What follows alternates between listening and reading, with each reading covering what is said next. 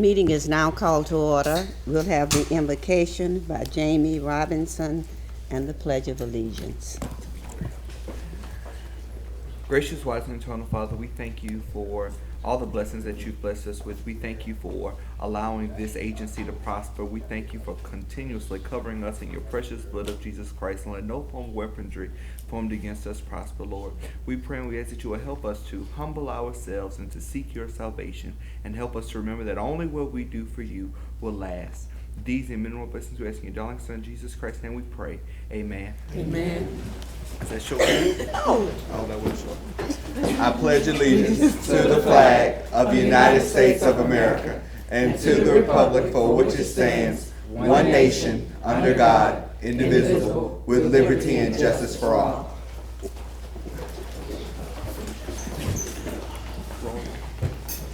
Roll call. Mrs. Jerry Booker, Here. Representative C. Denise Marcel, Absent. Attorney Jennifer Mozart, Here. Mr. Jamie Robinson here, Professor Dorothy Jackson, Absent. Attorney Steve Schilling, Here. Reverend Leo D. Cyrus, Absent. Mrs. Patricia Williams, Father R. Andrews, En route. Dr. Derek N. Cole, Absent. Ms. Pamela Ann Mitchell, Here. Chief Carl Dunn, Here. Ms. Kathy Coleman, Here. Ms. Ingrid Payne, 9 members present at a quorum. Thank you. Do we have any public comments? We're now open for public comments. Hearing none.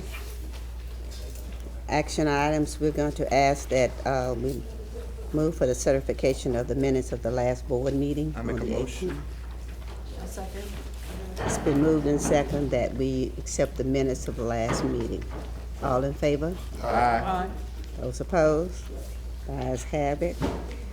Before we get into the agenda, I'm going to ask that we do a resolution for the LADOTD, which is in your packet.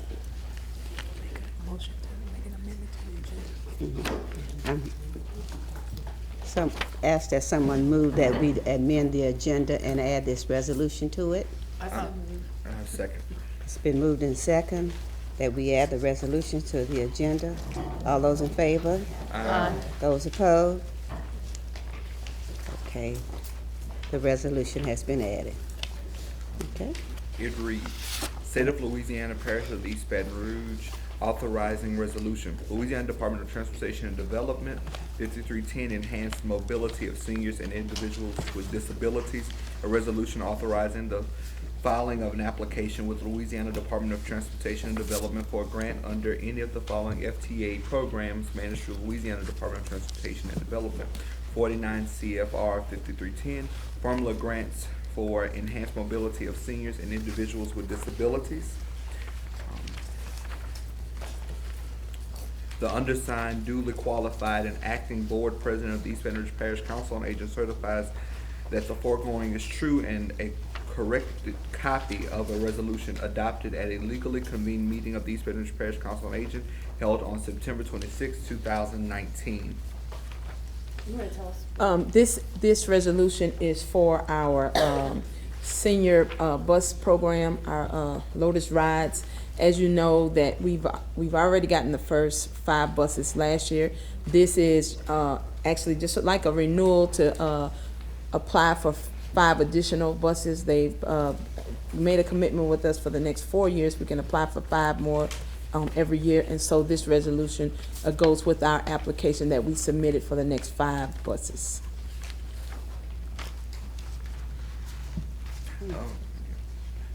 Madam Chair, I make a motion that we accept this resolution, adopt this resolution. okay. I'll second that motion. It's been moved and second that we adopt a resolution for the LADOTD. All those in favor? Aye. Those opposed? The ayes have it. The resolution has been accepted.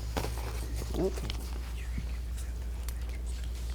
We're going to move on to the finance report. Ms. Pratt. Ms. Pratt. In your packet, there will be a budget amendment request.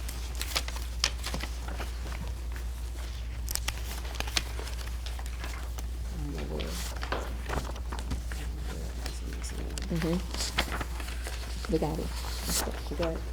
Okay, the purpose for this amendment is we received a notification from the city, two things. One was that, they wanted us to amend the budget because they were saying that we were gonna start paying them rent June of next year. But since prior to that, but apparently the finance department wasn't aware that we are actually buying the property at 1701, so we won't be paying them any rent on it. So we had to, let them know that. And two, they increased the retirement amount that we have to put in by another $6,100 that we have to pay for them. For their city employees. For their city employees. And the proposed projection on income, though, went up by $196,000 from the projections for the city. And in addition to that, I think I mentioned in the last report we had for GOEA funds, is that we received an additional $117,000 from the governor's office for our parish council on aging funds. And that's the money we get, this legislature passed this year, where they were allotting $2.50 for every eligible client in our service area. Prior to that, we were getting a flat $100,000 a year. Well, now that increased to $217,190. So I want to go and include that amendment in this one. But the major thing is that we had, in the last budget, we had a $725,000 reserve in that particular budget. I'm gonna need all of that for the construction costs and stuff for next year. So we won't, right as of this point, until we know some final figures on that, I want to not save that for reserves. I think I want to use that for construction for next year only. We still have the money set aside that we had encumbered for the Dumas house. We had $900,000 in reserve there, and that should cost us a little over $500,000 plus any changes. So we'll have a little bit left. But for 2020, it's going to be a very busy year for construction, and I need the reserve to meet those costs. But that's basically what this is about too. Those are major changes. Okay. Any questions? Okay, I need to get a motion. We need to vote on the reserve. Somebody needs a motion. Budget amendment. Okay. A second. It's been moved in second that we accept the budget amendment. All those in favor? Those opposed? The ayes have it. We will accept the budget amendment. Right. You want to do the next one? Open the new one. My bad. There are two other items on the agenda. Since we purchased, and you'll get to hear about this later, the 55 lots for the Lotus Village that was set up as a for-profit organization, LLC. We are a 501c3 nonprofit, so I would like to have permission from this board to open a separate bank account to run all of those transactions through that account, to keep it separate from the East Baton Rouge Council on Aging. So we need permission to open that account. It will be with Wendy as well, but we need to do a separate account. And we legal advised us and our housing development, our housing developer, that we needed a separate account and a separate LLC, because once we become into the property management business and own property where people will pay you rent, you don't want to put your rent money and your operations money, and we want two separate entities. Somebody falls, we don't want them suing the Council on Aging. They can sue the Lotus Village property for those type of issues. So we want to separate the two entities. Is it still subject to audit of? Sure, yeah. Yeah. Oh, yeah. Mm-hmm. I so moved. A second. It's been moved in second that we open a new bank account for Lotus Village. All those in favor? Aye. Those opposed? Ayes have it. The bank account will be open. And the last thing is, we have developed a relationship with Gulf Coast Bank. They've been coming out doing financial seminars for our seniors for about a year now, maybe longer. And of course, at no cost to us. And we have an account, our senior emergency fund account, that we pay emergency money out to seniors that need the bill paid, that can't get assistance anywhere else, or rent or whatever. And right now we have a little over $60,000 in that account, and every year we're funded based on the need. And I would like to change that account to Gulf Coast, since they are providing a service to our clients. And it's not a lot, but it's something, to show them that we have good intent. So if we can move from, for business first, which we don't do anything, they don't do anything with us, to Gulf Coast, you know.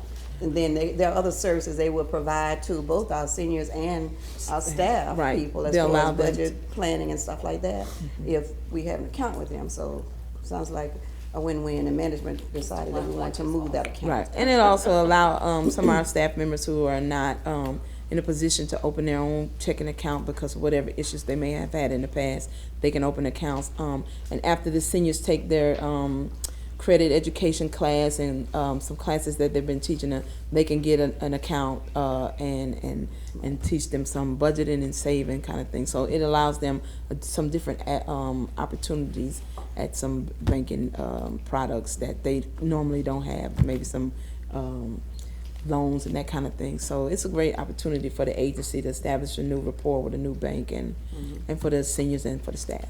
I like it. Yeah. I move that we approve transferring the funds. Okay. I'm going to abstain. You gonna abstain? From that vote because my wife worked for the bank. Oh, okay. Okay. Okay. It's been moved and second that we transfer emergency funds from Business First to Gulf Coast Bank. All those in favor? Aye. Those opposed? Okay. Abstentions? 1. The ayes have it, so we are transferring emergency funds from Business First to Gulf Coast Bank. Thank you. Thank And to you. the check signers, I'll get the necessary information to you guys later. Find out what each bank requires, and I'll get that to you. Okay? Okay, we're gonna move on to the ad hoc building report.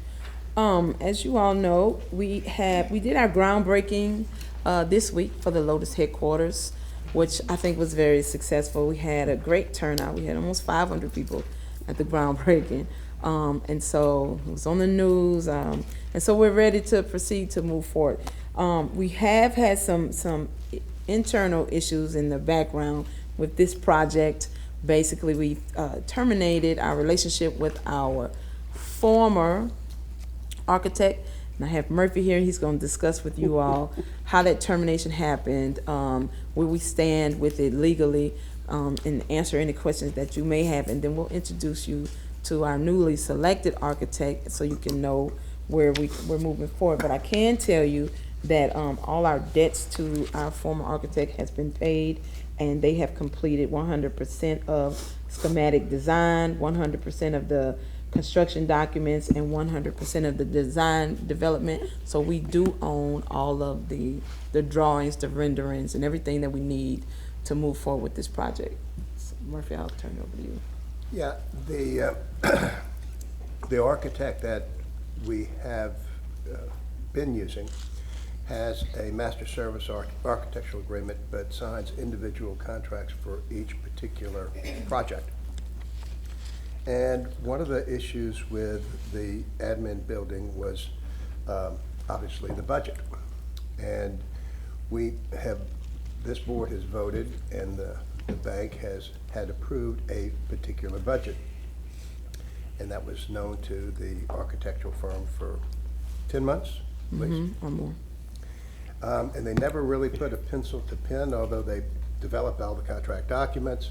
But when it came to an actual breakout of estimated cost, when they got around to doing that, it was significantly over budget, which meant that we had to pull it down and not let it on the bid day that we had hoped to, because it was going to cost too much. And after that, we had some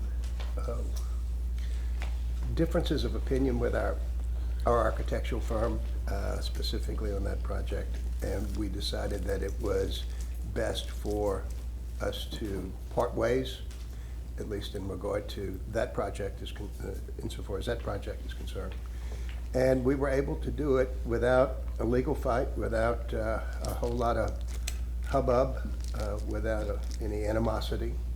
I think he realized that it was probably best for he and his firm to walk away, and it was best for us to move on. As Tasha mentioned, we have a complete set of plans, signed, stamped, which we own, plans and specifications now. So everything we paid for from them, we've gotten. The next part of this project is putting the plans into the public bid arena, finding a contractor that could do it for the price that we need it done for, and building the building. And to that end, we've also, have been negotiating with, or maybe contracting with a new architectural firm Yes. who will pick up the ball and hopefully do a great job of carrying it through on this very important project. Yeah. So there's no ongoing concern of him saying, look, I was gonna make this much on the contract and now I'm entitled to whatever I was gonna make. Okay. His attorney and I negotiated a settlement document that the only, basically it's a mutual release with one exception, and that is in the event that there are any problems with the plans or specifications such that they would fall below the standard of care for architects in this community, there would still be a cause of action against him if need be. Hopefully that won't happen. Hopefully those plans are good to go, and the new architect and the would-be contractor will have no problem with those. But that's the only caveat. Everything else is a total walk away, releases on both sides. He can't sue us, we're not gonna sue him with that one That was exception. my next question is, does he have ongoing liability if the building is structurally unsound based on his Yes, rendering? Okay. yeah. I knew you were gonna have questions. It's the lawyer in you. That's great. I'm waiting on Jennifer's next. Well, he's still involved in other projects, correct? Yes, he still has two of our other projects. Mhm. Any questions on that? Well, I'll just add, this had the potential to go sideways in a hurry. There was a lot of animosity leading up to our meetings with the architect and his counsel, but everybody, kept their happy face on, and we worked it out. So the way the building, he had it drawn was over what was budgeted to build it. $1.7 million over budget. Over a $5 million budget. Over a $5 million budget.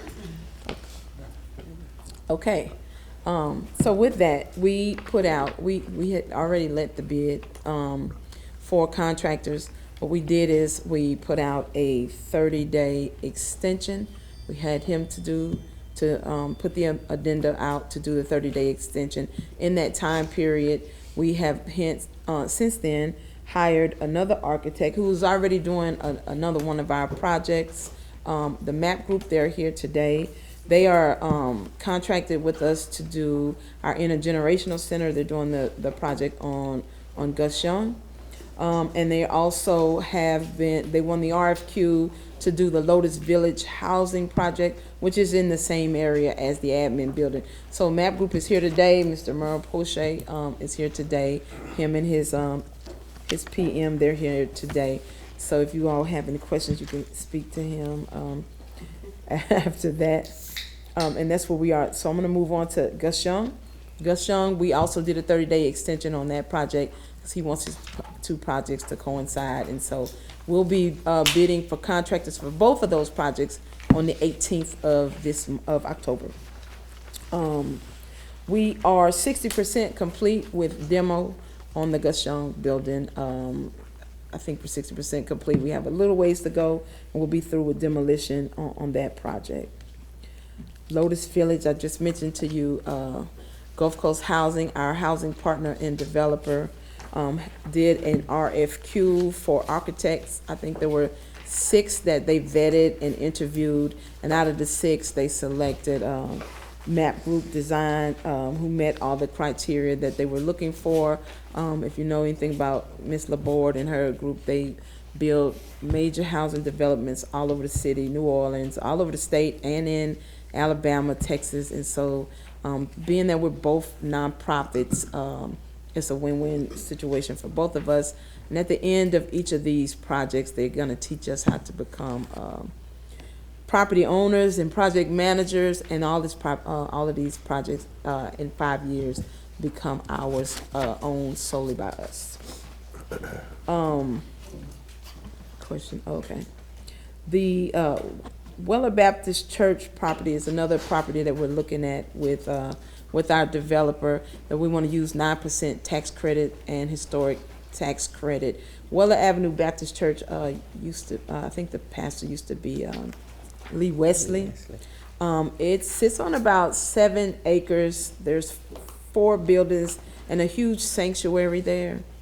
We've started doing some legwork on that property. We, meaning the ad hoc committee, we vetted the property. We've had an appraisal. The property came in about $515,000, and it's my understanding from our developer, it qualifies for historic tax credit funds because it's a building set in a certain time period with a certain look. And so our interest is to do a housing development there as well with seniors, for seniors, and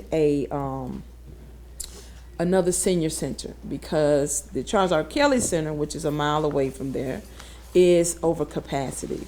Matter of fact, we as of the last 2 weeks, we started turning seniors away. We can't accept any more seniors at Charles R. Kelly. We went from like 45 seniors to 220, and we are over capacity in their facility. And so we're looking for a place for the seniors in that area to go. Every day there's more seniors trying to enroll, and so there's a waiting list now to join the Charles R. Kelly Senior Center, which is a good, bad problem to have, because now they have to go find other places. Most of our senior centers, in actuality, are at or all kissing our capacity threshold. Even at Florida Boulevard now, they're in the event center.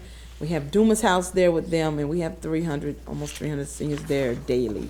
So we're full all over town. So this will be a great opportunity for us, one, to do a new senior center that's with housing that wraps services around the seniors, and that will be us keeping our commitment what this millage will do for the seniors. So we're in negotiations with Mr. Riddick. Of course, he owns this property as well. We're in negotiations with him for this property. Also, the RDA is taking a vital interest in this particular project because it's they're incorporated in part of the Plank Road Corridor Plan that the mayor is doing in the city and using some CDBG funds. And so we're going to look at doing a whole collaborative kind of effort for that North Baton Rouge area. So we'll keep you abreast of that, and you'll get more reporting from the ad hoc committee as we move forward. 1701 Main Street. I'm gonna let Tim come to the microphone. We have a meeting once every Friday on construction at that project. Construction has started. Matter of fact, they're moving quicker than we thought. You want to go ahead? Construction is very much underway at 1701 Main Street. We have all of the mechanicals done. The plumbing is roughed in. The electrical's roughed in. This week they're working on roughing in the HVAC system. The city is expecting to turn that building over to us March of 2020. Last week we sat and met with the architect and went over the FF&E, picked out all designs and whatnot for the building. We've had a sewer impact fee waived by the city, $65,000. Something they hadn't accounted for in their budget, so they went ahead and took care of it and got it waived. We had one structural issue with the rafters being tied into a back wall, but that's since been taken care of as well. They just moved the sidewalk around to accommodate. So that project's underway and going pretty fast. Going pretty fast. So it looks like they're cutting off about 6 months off the time schedule. So we may be moving in 6 months sooner than expected. Fingers crossed, weather permitting, we look to move in there early. Dumas House, Charlotte has been our construction hands on Dumas House, and she'll give you an update on that. We had a little snag in the process. Once the contractor, J.R. Reed, pulled the dirt back, there was a line that was discovered that they didn't know who it was for. So it was owned by Red Oak. We thought it was owned by Baton Rouge Waterworks. And so we had a meeting with Murphy them. came. Murphy came as well. Murphy been busy. Because the issue was we couldn't cross private lines, private property. And so the Baton Rouge Waterworks, we have to go across the street, across Sherwood. Baton Rouge Waterworks will pay up to the line, and we have to pay to the line and connect. The major thing with that is because if you have more than 5 units on a property with Jumbo House, we have 66, we're required to make sure that we have a fire system. And so that line connects us to the fire system. So they give you to connect so that the water happens. So, and bottom line, it's gonna be some re-engineering work. We also still have DDA with that. It's probably gonna cost us another $2,000 to $3,000 or $5,000. 30,000. 30,000. So an additional amount that the Baton Rouge Water Work is gonna charge, an additional 20,000. As we always share with construction, there are always contingencies, and so there are, budget line items allotted for that. And so we're, moving forward and hoping to get that project back started. We did ask the owner, the JRE, to put the part of the fence back up on the side where some apartments at to mitigate our risk, so that the kids won't get exposed to the area that's already dug up. And so that'll be back online hopefully in another 2 weeks. Okay. And then lastly, we have, we mentioned the Lotus Village LLC. I think I skipped that. We did have our legal team to do create an LLC for the agency in order to separate our housing project from our I think I discussed that, our housing project from our nonprofit. Murphy's office took care of that for us. It's been filed at the Secretary of State's office, and I think they'll be sending out some additional documents that need to go with that. And then Florida Boulevard kitchen renovations. As you know, we had to do a slight modification to our current kitchen because we found ourselves out of compliance with the Department of Health and Hospitals, because we are making so many meals now that the kitchen that we're currently in, is not equipped for the number of meals that we have. So we had to add some more equipment and take down a wall to add some more space so that we would have the right amount of square footage for the amount of people that we have cooking in the facility. As you know, we went from 1 shift to 2. We cook all day now from 5 in the morning till 1:30. Then my next shift comes in from 1:30 to 9:30 at night, just every day, just to keep up with the amount of meals that we have to cook for Meals on Wheels and for our senior centers daily. And that's So in our existing facility. that's in our existing facility. With all that stuff. When we move, the new things that we have and anything that's salvageable has been worked into the new plan at the new admin building. We believe in using what we can, keeping what we can use. So everything that is in decent and working order has already been drawn into the new plans and will be moved into the new facility once it comes up and running. But it's our anticipation from talking to the new architect, we have about 18 months to stay in this building. So we had to knock some walls down and get the kitchen some more space, because we went from making a couple 100,000 meals to about 800,000, between 600,000 to 800,000 meals a year. And so we passed triple. We got meals to the Raptors right now. We don't even have anywhere to keep them on. And we had to get external freezers, and eventually we have to put some freezers at the event center at the weight we're growing, because we have so many people coming to the senior centers and on Meals on Wheels. And we have people, the food is so good now because we have Chef Celeste. The seniors want extra boxes. Can I buy my mother and father an extra box? So instead of you getting 1 box, some people get 3 boxes now, So now we're buying boxes, we're selling boxes, we just have meals all over. So it's a good problem to have. That means we're doing what we're supposed to be doing. So we're 90% complete with Florida Boulevard. We have a fire marshal code issue that we're meeting about Monday, about some blocks in the fire blocks in the wall. But we should be done with that shortly. And that concludes the ad hoc building report. Any questions? Did I forget something? I thought Tim goes for 80%. Yeah, we're 80%. I'm sorry, I said 90%. 80%. I'm sorry, 80% at Florida Boulevard. Good deal. Thank you. They told me not to say numbers. Okay.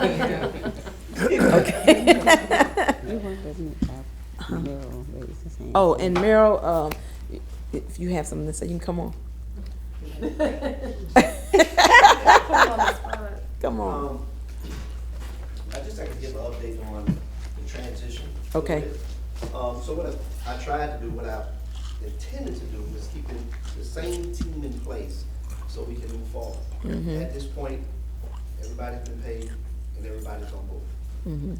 Now, they haven't been paid for the next phase, so I'm getting proposals from those guys. All those are due by close of business tomorrow. I'll meet with Tasha on Monday Right. and make some decisions and move forward.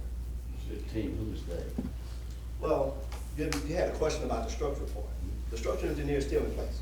Only thing that's changed is DD.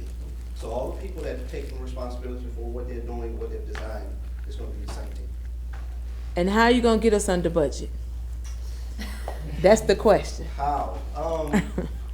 Realistically, DDA wasn't fair enough for giving these guys enough time to do a sufficient budget, okay? Most of them, when I talked to them, they had 2 or 3 days to throw something together.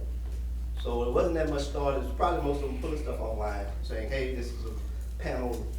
There's panels on this building that's $120 a square feet. You find panels for $20, $30, or $40 a square feet. And some of these things that we're doing now. So right now, the 6.7 is really down to right at $6 million. So we're still working on it. I'm still working on some things to come back in. Okay. So, So far, you're not changing the design? no, I'm not gonna change it. It's just gonna be probably materials that most of the normal eye would not be able to detect. And you said we had $1 million in landscaping, right? Yeah, you have $1 million outside. That's gonna change. Right. That's the first thing that's gonna change. I mean, it's nice, but it's I something need to that, do maybe never need. I need to Yeah. We don't need but city one requires bush. Certain landscape. So we're gonna meet the requirements and give you everything in the front, but all the stuff that's across the street and all this Right. $70,000 worth of hardscape that looks nice, Right. but It's not necessary. not necessarily at this point. The senior multi-'s not gonna care what the bushes look like. Right. Well, they're not going to The that senior's not building at this anyway. building anyway. This is the kitchen. I'm just saying, Yeah. didn't Google have one? Right.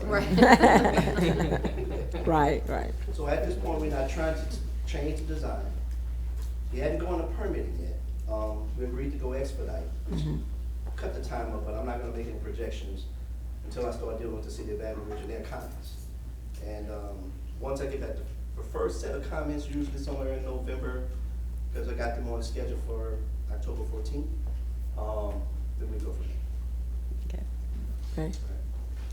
All right. No other questions? Any questions? Okay, CEO report. All right. As I mentioned earlier, we had the Lotus headquarters groundbreaking. I think the community was excited. I think what we're doing to reinvest in that area is going to be great for the city. It's going to be great for the council and great for the seniors. What Merrill didn't mention, he's also doing the Lotus cottages. We're gonna in that area. We're gonna be putting about 212 cottages, and in each cottage there will be 2 to 4 units per cottage, depending on the size of the cottage. And we're gonna have, by the time we're finished closing, we'll have almost 6 neighborhood blocks in that area. And so all of that is vacant, blighted land in between our admin building and our senior center, which is what you see on this first rendering. All of that is in, it's less than, they can walk. We're gonna have walking paths, above ground flower beds and gardening and all kind of things for seniors. We're in communications and finalizing our agreement with Care South, who's going to put a geriatric healthcare facility back there with a rec space and medical clinic, dental, vision, hearing, all in one place just for seniors. So really the only time they'll have to go out of there is if you want to go to the club, right? You have everything you need in the village. All right. You got the senior center, you got we have somebody coming in doing a small grocery store with an open air market and farmers market on Saturday. So it's gonna be a state-of-the-art facility for seniors to come, and a great asset for the Council on Aging. And let's talk about some fun things. Coming up, we will have the Taste of Baton Rouge. I've been so inundated with construction that I have not had time to really focus on this. So we have the Taste of Baton Rouge and the Expo, which is October 10th and 11th. This year's Taste is our 5th anniversary, being sponsored by the Senior Advisory Board. And since we really didn't have time to do anything major, we have a lot of the restaurants coming back. The seniors, the advisory board members are gonna just be giving out the tickets because we didn't have time to sell tickets. We already rented the space. We don't have time to run around and collect tickets because we got too much going on. So each one of you will get tickets that you can give to folks who have participated in the last 5 years to come, for the previous 5 years if they've participated, bought tickets, or sponsored tables, or their restaurants participated. We're giving tickets to the restaurants. They can invite their employees or whatever. And so it's a good opportunity to network with the folks that have always supported us for the last 5 years. So Trudy has you guys as tickets that you can give out. We have a set amount of tickets. Once they're gone, they're gone. Okay, so we're not printing anymore, and because we only have a set amount of restaurants this year. Because we hadn't had a bunch of time to focus on that. The expo is the following day. We have about 100 vendors this year. We've changed the way that we're doing it a little bit. We're doing the Council on Aging Price is Right. We're gonna have the fashion show. We're gonna be spinning the wheel. We're still doing the car this year. It's a Hyundai Elantra, a 2020. Fully loaded Hyundai Elantra. We'll be doing that. We got giving away some living room sets and some all kind of stuff. Dinette sets. The scene's gonna have a blast this time. We have 2 barber colleges and schools that will be cutting hair and doing eyebrows, and we have the cancer center will be doing on the spot mammogram, prostate test. We have Southern Ag that's gonna be in there. I think they bringing goats or giving out goat or something with some goats. We got Louisiana. The Louisiana Seafood Commission is coming. They're bringing a truck and they providing us thousands of pounds of fresh fish, catfish, the shrimps. I don't know how many pounds you added up. It's a bunch of thousands. I'll give you a number.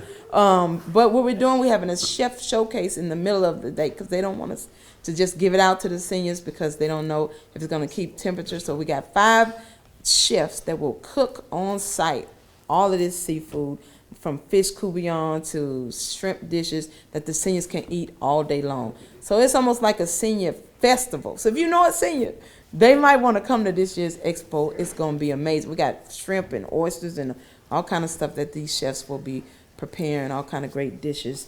And then we're getting ready for our Thanksgiving dinner and dance, which is at the River Center this year. We're estimating to have 4,000 or 5,000 seniors eating dinner. And so this year we want the board to help us with serving the meals. What's the number? Stop saying these numbers. There's a lot of seniors. Everything it's just a lot right now. Okay, and so we're tired back here. So this year we're saying that this Thanksgiving and dinner and dance is sponsored by the board of directors, and y'all gonna serve, and we're gonna sit down. Okay. All right. So y'all get y'all a team. Okay. What's the date on that? Okay, Ms. Pratt wants me to let you know that the car is paid for by sponsorship funds and not the Council on Aging funds. Okay. All right. All right. We keep that straight. What was the date on the Thanksgiving dinner? Tuesday, November 21st. So I want to hear that. I got to go to this and I have to go to that. Put it on your calendar because you guys going to be serving Thanksgiving dinner to the seniors. We'll have you some volunteers too. They said they're going to wear their fast shoes. Madam Chair, that's my report. Okay, thank you. Are there any questions? Did I forget? If not, is it any other business? Murphy has something in other business. This is more in the nature of old business, just an update. You'll have seen in your minutes from the last meeting that there was a motion to reimburse Professor Jackson for her legal fees and expenses in connection with litigation brought that involved her because of her role in the Council on Aging. And this board at the last meeting authorized up to $218,958.29.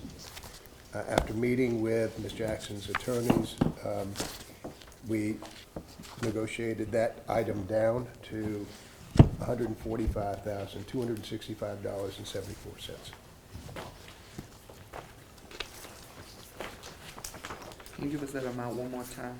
Yes. 145,265.74. And just along those same lines, some of that continued litigation involves a argument at the First Circuit Court of Appeal next week. We've got a conference call tomorrow morning between counsel for all 8 defendants in that case. You recall, we won that case at the district court level. Each of the parties filed different exceptions. Those exceptions were all granted, case dismissed, pending at the First Circuit, and so it will be argued at the First Circuit next week, and we're hoping for an affirmation. What day next week? The 2nd. Okay, any other business? One last thing. If I don't know if you all have been looking at news or watching Facebook, just for your information, because I've gotten a couple of calls today. There is a rally at the Capital City Event Center, which we own. And Maxine Waters will be rallying with former Congressman Cleo Fields. We lease it. We lease the event center. As you know, we rent the facility to other people. We rent it to, they have parties there. They have all kind of events. They have dinners. They have activities. We got an alumni association having a party, I think the following weekend or the following night. But we are not sponsoring the event. We are not participating. Our staff, except for the building staff, will be the only staff that's there. So it is not our event. And so just for the record, we have nothing to do with it. They paid the amount of the that we leased the building for. They rented it 6 weeks ago. They said they were having a rally. Of course, they didn't tell us who it is or what it is, and we don't care. They paid from 6 to 9, and they paid the full amount, and we were happy to receive those funds. And they bring their own security? They bring their own security. And the only thing we do is open the building and make sure that the bathrooms stay clean during their activity, and that we close the building and clean the building up. They pay the cleaning fees, the building fees, and they bring their own insurance. And so the Secret Service has been there this week to check the building twice. The sheriff has been there this week to check the building twice. But I just want to note for the record, Council on Aging is not sponsoring it. What the problem is, the building is named, when you look it up, the East Baton Rouge Council on Aging Capital City Event Center. That's what everybody puts on there, on all of their information. But it has nothing to do with us. Our logo is not on there. We're not hosting or sponsoring it or using any of our funds. Okay? All right, Madam Chair. Any other business? If there's no other business, can I get a motion for adjournment? I'll second. It's been moved and second, that meeting is adjourned. Jamie, you ready? We got some. Thank you 1 so minute. much. Trudy has something for all of you.